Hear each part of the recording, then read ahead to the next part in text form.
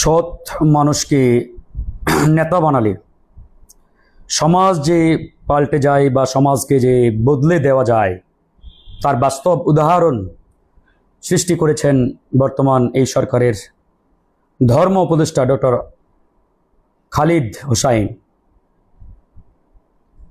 এই সরকারের অনেক সমালোচনা, অনেক আলোচনা, অনেক দুর্বলতা, অনেক ল্যাকিংস আছে, বাট এই সরকারের দু একজন উপদেষ্টার যে আকাশচুম্বী সাফল্য, এটাকেও কিন্তু আমরা অস্বীকার করতে পারি না। এটাকে অবশ্যই অ্যাকনলেজ করতে হবে এবং এটাকে অবশ্যই জাতির সামনে তুলে ধরতে হবে। আমরা বারবার কেন সৎ নেতৃত্বের কথা বলছি, কেন দেশপ্রেমিক লিডারশিপের কথা বলছি? এর হাজার হাজার উদাহরণ, এক্সাম্পলস পৃথিবীর ইতিহাসে কিন্তু রয়েছে, যে একজন নেতা, একজন ব্যক্তি একটা দেশকে অল্প সময়ের মধ্যে পাল্টে দিয়েছেন। এরকম ভুরি ভুরি নজির পৃথিবীর আনাচে কানাচে কিন্তু রয়েছে। তো আজকে আমি মূলত এই সরকারের যে ধর্ম উপদেষ্টা রয়েছে, একজন খাঁটি দেশপ্রেমিক মানুষ ডক্টর আফম খালিদ হোসেন, তিনি এবার যেহেতু ধর্ম মন্ত্রণালয়ের দায়িত্বে, ধর্মমন্ত্রী বা উপদেষ্টা, তার নেতৃত্বে এবার বাংলাদেশ থেকে হাজিরা সৌদি আরবে গিয়েছেন হজ করতে। এবার দেখেন, সরকারি ব্যবস্থাপনায় হজ করা প্রায় 5,000 হাজিকে 8.5 কোটি টাকা তিনি ফেরত দিয়েছেন, প্রায় 8.5 কোটি। কেন? এই টাকাটা এবার খরচ হয় নাই, মানে অতিরিক্ত খরচ না করে যে টাকাটা বৃদ্ধি বা কি বলে উদ্বৃত্ত থেকেছে, এই টাকাটা তারা হাজিদেরকে ফেরত দিয়েছে। এখন সরকারের কাছে এই অ্যামাউন্টটা একবারে নিতান্তই অনেক ছোট বা কম হতে পারে, মনে হতে পারে যে অনেক স্মল অ্যামাউন্ট, বাট একটা সমাজ পরিবর্তনের লক্ষ্যে এই যে একটা এক্সাম্পলস বা উদাহরণ তিনি সৃষ্টি করেছেন, it's not a small thing, অনেক বড়, অনেক, এটা আপনার চিন্তারও বাইরে। আমি মাঝে মাঝে উদাহরণ দিই যে আজকের এই যে মালয়েশিয়া, এই মালয়েশিয়া তো এরকম ছিল না। ইভেন 71 আগে মালয়েশিয়ার যে ইকোনমি আমাদের থেকেও খারাপ ছিল। আপনারা যারা ইতিহাস জানেন বা যারা পড়েছেন সবাই জানেন যে 1971 সালের আগে মালয়েশিয়ার ইকোনমি অত্যন্ত খারাপ ছিল আমাদের পিছনে।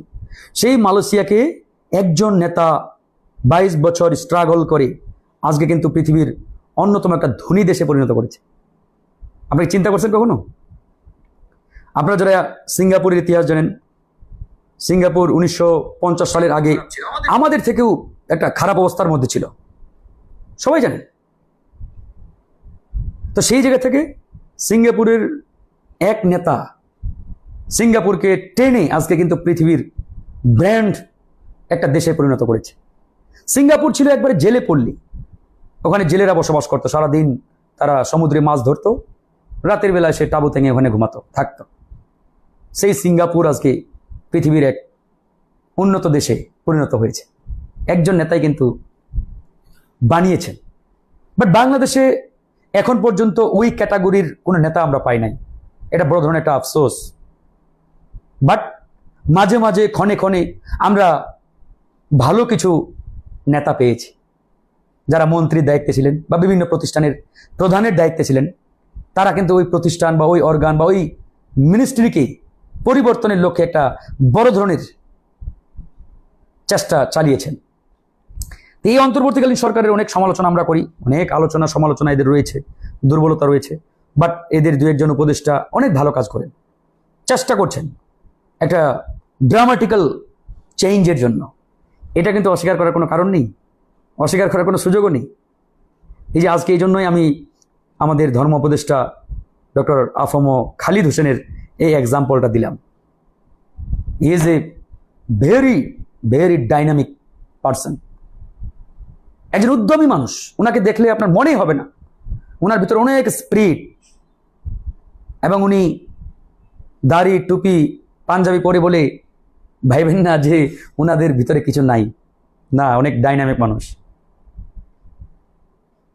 এখন দেখেন, একজন মিনিস্টার যদি চেষ্টা করে, তার ভিতরে যদি অনেস্টি থাকে, সততা থাকে, দেশপ্রেম থাকে, সে কিন্তু অনেক অনেক কিছু পরিবর্তন ঘটাতে পারে। আমরা যতই কথা বলি না কেন, এই যে আমরা নীতি কথা বলি, ভালো কথা বলি, এই কথা বলি, আপনি যতক্ষণ না পর্যন্ত একটা চেয়ারে বসবেন, একটা প্রতিষ্ঠানের দায়িত্বে আপনি যাবেন, ততক্ষণ পর্যন্ত আপনার এই অনেস্টি, সততা, আপনার এই যে হোল চিন্তা, পজিটিভ যে আপনার মেকানিজম, এটা কিন্তু আপনি ইমপ্লিমেন্ট করতে পারবেন না, বাস্তবায়ন করতে পারবেন না। যেমন এই যে খালিদ সাহেব যদি মিনিস্টারের চেয়ারে না বসতেন, তাহলে কি তিনি পারতেন না। তো এইরকম আমরা যারা চিন্তা করছি সমাজ পরিবর্তনের, আমি বিশ্বাস করি এরা যদি চেয়ারে বসে, এই তারুণ্যের যে স্পিরিট, এই তরুণরা যদি আগামীতে এই দেশকে নেতৃত্ব দেওয়ার সুযোগ পায়, আই বিলিভ বাংলাদেশ ড্রামাটিক্যালি একটা পরিবর্তনের দিকে এগিয়ে যাবে। হ্যাঁ, আমি বলছি না যে একবারে সবাই শতভাগ ভালো, আমরা সবাই শতভাগ একবারে দেশপ্রেমিক, দু একটা এদিক ওদিক থাকবেই। মানুষ ফেরেস্তা হতে পারবে না, মানুষ মানুষই, মানুষের মধ্যে ভুল থাকবে, ত্রুটি থাকবে, তার মধ্যেও মেজরিটি যদি আপনি ভালো মানুষকে কাজে লাগাতে পারেন, তাহলে কিন্তু ইনশাআল্লাহ পরিবর্তন আসবে। তো যাই হোক, খালিদ সাহেবের জন্য অত্যন্ত দোয়া, ভালোবাসা, ধর্ম উপদেষ্টা, উনি এবার যে পরিবর্তনের সূচনাটা করেছেন, আমি বিশ্বাস করি সবাই যদি এরকম অল্প অল্প করে ক্ষুদ্র ক্ষুদ্র পরিবর্তন আমরা ঘটাতে পারি, ইনশাআল্লাহ এই দেশটা অল্প সময়ে পরিবর্তন ঘটবে। অল্প সময়ের মধ্যে দেশে একটা ড্রামাটিক্যালি চেঞ্জ আসবে। এদেশের মানুষ নতুন এক বাংলাদেশ উপহার পাবে। এই জন্য তরুণদেরকে আমি বারবার উৎসাহ দিই, তাদের যে স্পিরিট, এটাকে কাজে লাগাতে হবে।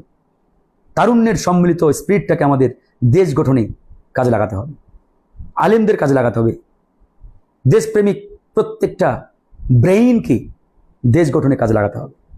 অন্যথায় দেশ কিন্তু এগিয়ে না, দেশ কিন্তু এগিয়ে যাবে না। তো সবাই ভালো থাকবেন, আল্লাহ হাফেজ।